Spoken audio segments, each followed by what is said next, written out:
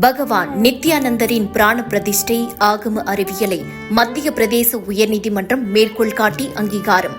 700 ஆண்டு போராட்டத்திற்கு பிறகு போஜ்சாலா சரஸ்வதி கோவில் மீண்டும் இந்துக்களிடமே. மேற்கு வங்கத்தில் எஸ்ஐஆர் பணியில் ஈடுபட்ட நீதித்துறை அதிகாரிகளை சிறைப்பிடித்த விவகாரத்தில் 15 பேரை என்ஐஏ கைது செய்துள்ளது.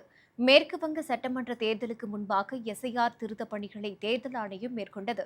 அதற்கு முந்தைய திரிணாமுல் காங்கிரஸ் அரசு எதிர்ப்பு தெரிவித்தது. இது தொடர்பாக தாக்கல் செய்யப்பட்ட வழக்கில் எஸ்ஐஆர் பணிகளை மேற்கொள்ள நீதித்துறை அதிகாரிகளை உச்சநீதிமன்றம் நியமித்தது. நீக்கப்பட்ட வாக்காளர்களின் ஆவணங்களை சரிபார்த்து வாக்காளர் பட்டியலில் மீண்டும் சேர்க்க தகுதியானவர்களா என்ற ஆய்வை மால்டா மாவட்டத்தில் நீதித்துறை அதிகாரிகள் மேற்கொண்டனர். அப்போது மோதாபாரி என்ற பகுதியில் எஸ்ஐஆர் ஆய்வு பணியில் நீதித்துறை அதிகாரிகள் ஈடுபட்ட போது 100க்கும் அதிகமானோர் அவர்களை முற்றுகையிட்டு சாலை மறியலில் ஈடுபட்டனர். அதனால் ஆய்வில் ஈடுபட்ட நீதித்துறை அதிகாரிகள் வட்டார வளர்ச்சி அலுவலகத்தை விட்டு வெளியே வர முடியாமல் உணவு, குடிநீர் இல்லாமல் தவிக்கும் சூழல் உருவானது. இந்த சம்பவம் குறித்து என்ஐஏ விசாரிக்க உச்சநீதிமன்றம் உத்தரவிட்டது.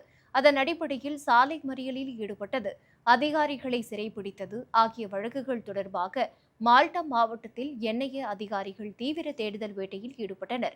அதிகாரிகளை சிறைப்பிடித்த வழக்கில் முக்கிய குற்றவாளிகளான ஜோசிம், அஸ்மால் உள்ளிட்ட 12 பேர் கைது செய்யப்பட்டனர். சாலை மறியலில் ஈடுபட்ட வழக்கில் ஆலம்கீர், நூருல் இஸ்லாம், ஹபீபூர் ரஹ்மான் ஆகிய 3 பேர் கைது செய்யப்பட்டனர்.